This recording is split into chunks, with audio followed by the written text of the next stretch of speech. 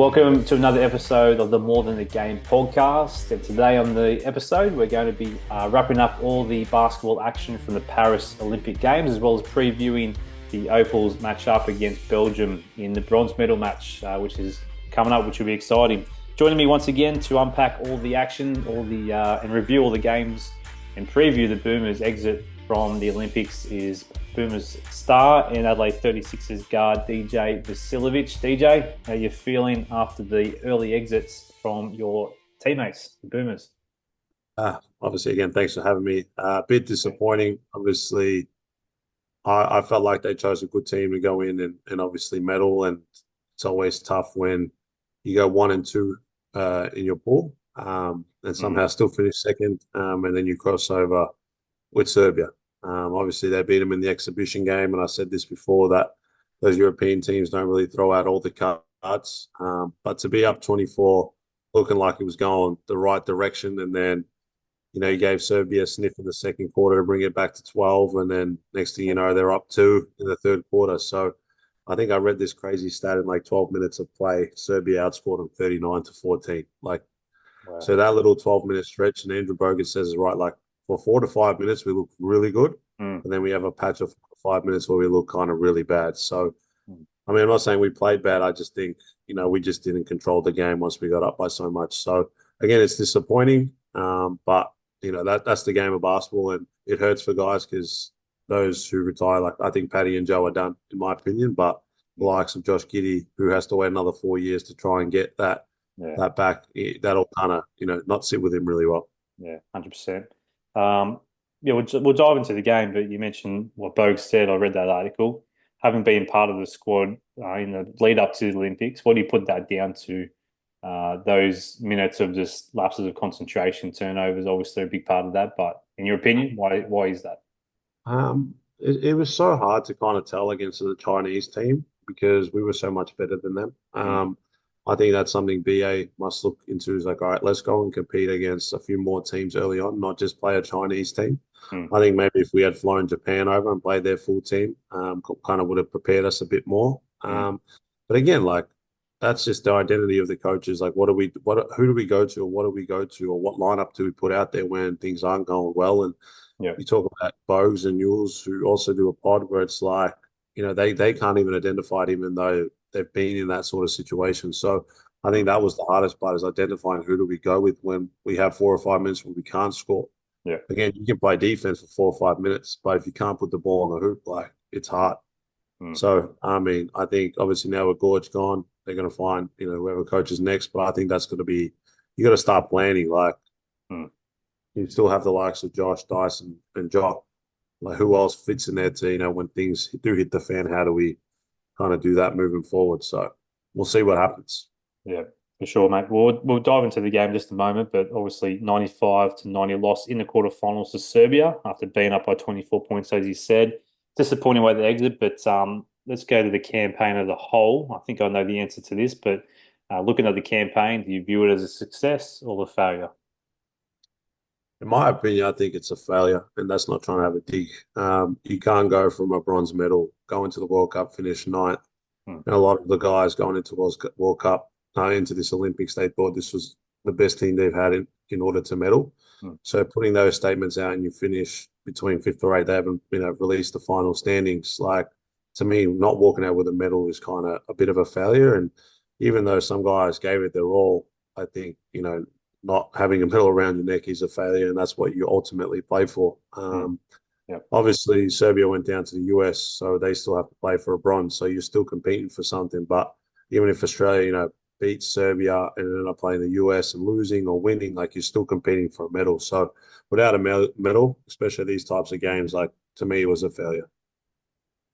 So much promise in that first half. Again, up by 24 points. Paddy was back to his best in that first half. But second half, Serbia made adjustments, and it just seems so hard to score. I'm still at a loss as to how we actually lost that game. But what do you think went wrong in that second half of the Boomers? It's just like when you're up by so much in that first half, you kind of just got to keep going. Like I understand Paddy was hitting some he was taking difficult shots all night, in my opinion. I think the only two he actually took were two 3-pointers with feet set wide open. Mm. He was taking a lot of like tough shots, but he was making them. And you talk to a lot of people, even the greatest scorers out there, you can't sustain that over a whole game. Like it's impossible. Like I'm a good scorer, but I can't sustain making tough shots throughout the whole game. So Serbia was probably going, when is he not gonna, when's he gonna stop hitting those shots? And obviously the Serbian coach called a timeout and blasted him. Like I had a lot of my mates messaging me, go like, "What is he saying?" I said, "Look, you don't want me to translate because." But basically, we said Paddy was just driving by and had 20 points, but no one was fouling him. Like fouling him once to make him stop, driving and making those shots. So yeah, it's just tough. I think you just got to maintain it, but also try keep the pace at yours. Like Australia wants to play fast. I think they played at a pace with Serbia in the second half that suited Serbia. So I don't know, man. Like to me, like it hurts as well. Like I think really we should be playing for a medal, but some of the guys are already on their way back to their respective pro teams to start preseason. So yeah, I don't know what to say really. Yeah, disappointing. There's been a lot of talk about the future with those elder statesmen, Paddy Mills and Joe Ingles, most likely finishing up. Although apparently Paddy wants to go around again, so we'll see. A long way off, and there's been a lot of articles written about the future. A lot of teams being tossed up. I don't like that because there's so many variables that can play out between now and the next 4 years, or even to the next World Cup cycle. But obviously, you would love to be there, and you're in the mix. Obviously, being a part of the squad earlier, but what are the things I'm interested in that you got particularly spoken to about when you were cut from the side in terms of feedback for yourself to make the team moving forward? If you don't mind opening up on that, the things that you need to work on. And obviously, with this group, for me, it was just spacing the floor and playing defense. And that's what I did. And obviously, I've said it multiple times, just never got the opportunity in the games. But even though I was playing really well in practice, and a lot of people can vouch for that, for me in that sort of case. But moving forward, like, Olgun puts out these articles of, some players I've never heard of before. And you look at it and goes, okay, besides Jack McVeigh, who's your shooter? Like Josh Giddey was hitting, like he's worked on that this off season, but other than Jack McVeigh, who's your shooters? But who's your scoring punch? Like who replaces Paddy Mills in that role?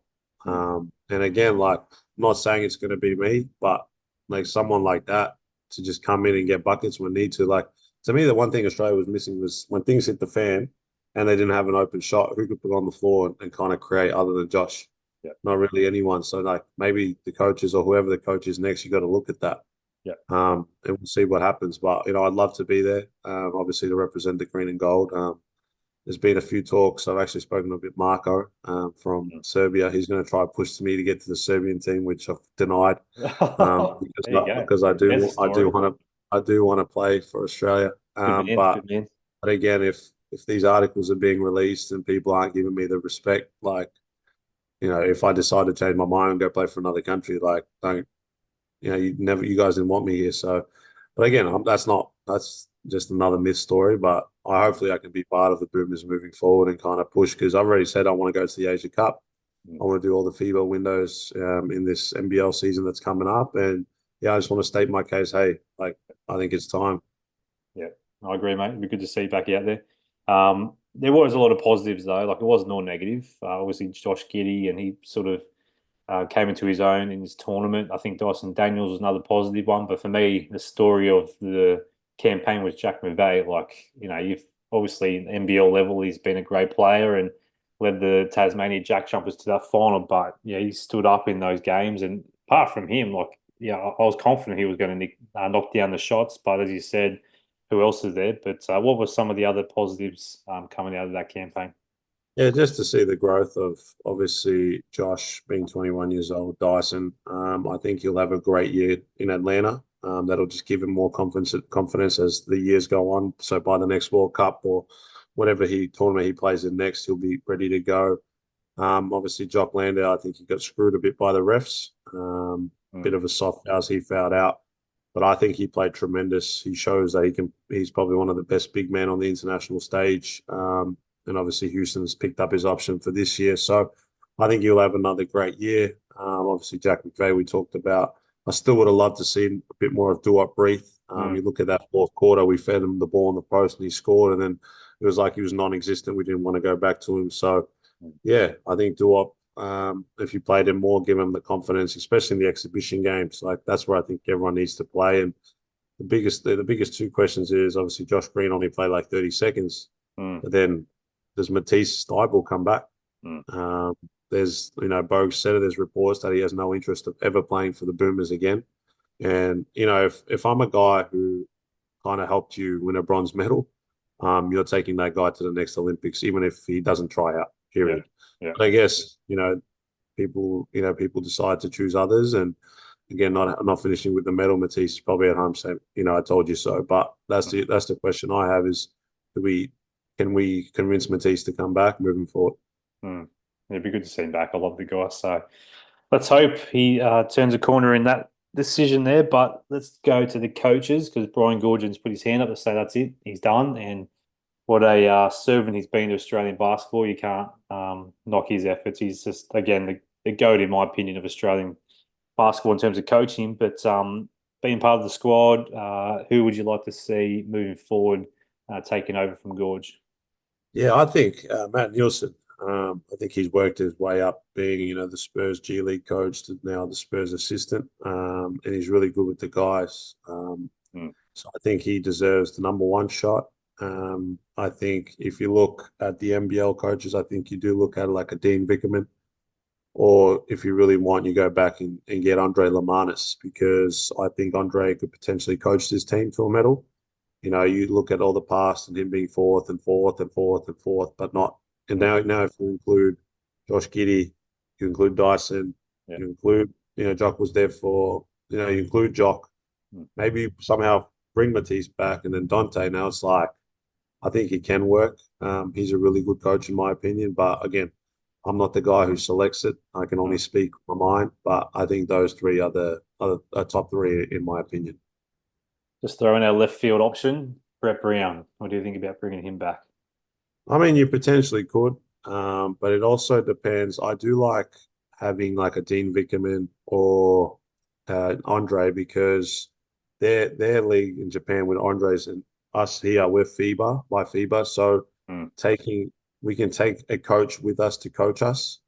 And like I think that's what kind of might have messed us up these past 2 years because Mike Kelly used to coach and Yeah. Dean Vickerman used to coach, then Gorge all of a sudden is coaching. So Yeah. Yeah. I think True. if you can establish that just say it's Dean Vickerman. Like Dino, during that FIBA break, he's taken us. Yeah. And then next thing you know, Dino gets selected for the Asia Cup, and knowing you're going to have him for the World Cup and Olympics, now he can always coach Mm. those games. Even if he just say you play 2 games in Melbourne, he doesn't coach, but he's there. Mm. Like I think that's what you need. You need a stability. You need a True. core. Not only do you need a core group of guys, you need a core group of coaches. Yeah. So I think someone in that case, and I've read articles like you should go get a Joe Mazzulla or whatever. Like you're not going to get him coaching Mm. the whole year because of the NBA season. Why would you go down that pathway? Yeah. I think Yeah. Australia needs to be identified as their own basketball.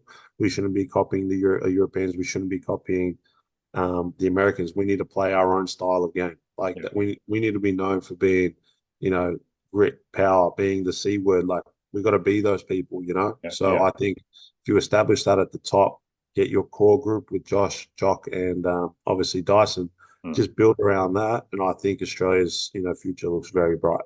Yeah. No, I agree. I think you need Australian in there or someone who knows the fabric of Australian basketball because you've seen it, yeah, not work in other sports. So let's move to the other games. So Serbia pushed USA all the way last night, and that was a cracking game. I thought they had it, but again, the key players there for the US, yeah, got them over the line there. But they advanced now to play France in the gold medal match.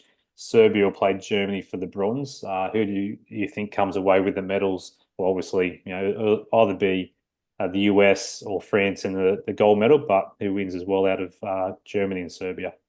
I think there'll be 2 good games because France versus the US was the gold medal game at in Japan in Mm. Tokyo. So, I think there's a bit of fire there, and I think the French crowd will get back and back behind their players. But I Mm. do think the US takes it. It will be a close game in my opinion, maybe 5 or 6 points.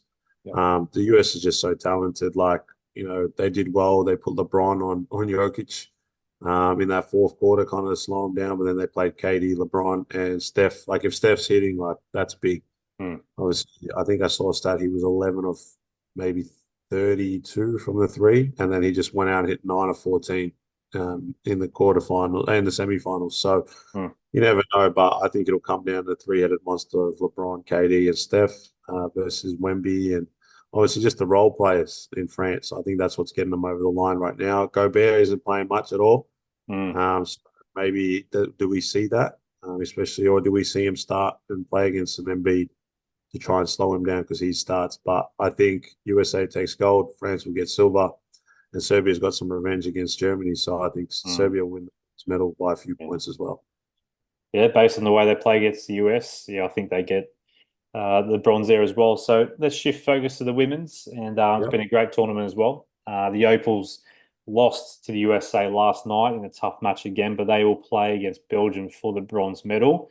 Who do you think wins the gold in the women's as the USA progress? But how can the Opals get the bronze in a bronze medal match? I honestly think USA, it's too hard to stop. Obviously, Brianna Stewart and AJ Wilson, two of the best players in the tournament. I think they'll take it out pretty easily, maybe by 25 plus. And then France will take silver. I think the Opals have a really good chance against Belgium. Obviously, they didn't play too well against against the US. We only had two players in the positives and the plus minus. So and we shot pretty poorly. We shot 36% overall, and we shot 24% from the three. So I don't see us shooting back-to-back games of those numbers. So I think I've got the Opals. I'm going to go behind them and win by 10 against Belgium. Yeah. Let's hope so. Bring the medal home there, girls. But before we finish up, I thought it'd be amiss of me not to dive into the NBL preseason, and not long away till the NBL season kicks off next month. How's the team progressing? Got some great signings there. Jarrell Martin coming back to the NBL, which is great news. So how are things progressing for you guys? And yeah, no doubt looking forward to the season kicking off in Perth. No, it's been good. I think we've had 7 practices now in these 2 weeks, and honestly, everyone thought we'd be like 2 or 3 steps behind, but we're about 7, 8 steps forward, and it's been really good. We had a nice scrimmage yesterday, very competitive, Hmm. very close. Guys talking, being feisty, competitive. I think Lat Mayan, have an addition of him coming into our squad. He'll be really good for us. He can play anywhere between the 2, 3, 4. Obviously, getting the likes of Jarrell Martin back into the league, and we got Kendrick. They both arrive, I think, Tuesday or Wednesday next week. Hmm. So integrating them for a week of practice before we play 2 preseason games in Tassie in 2 weeks.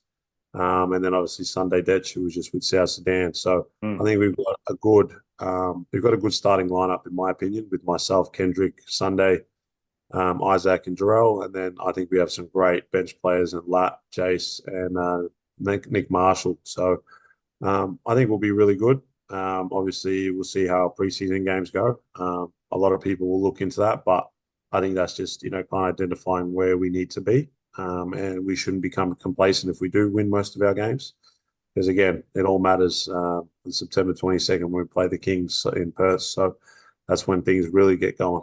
Yeah. Well, I'll be there, mate. Looking forward to that.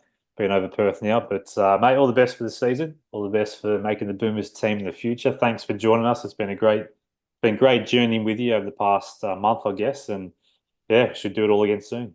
No, I appreciate it, man. It's been fun, and I actually enjoy doing it. So, Yeah, yeah, it's been good. I thank you. And then when I'm in Perth, I'm coming to visit the Lightning. yeah, Mark it on my 100%. calendar. Yeah, Mark it on the bring it calendar. on. There we go. Awesome, mate. All right, buddy. Appreciate that. Thank you for joining us again, mate, for another episode of the More Than the Game podcast. Appreciate it.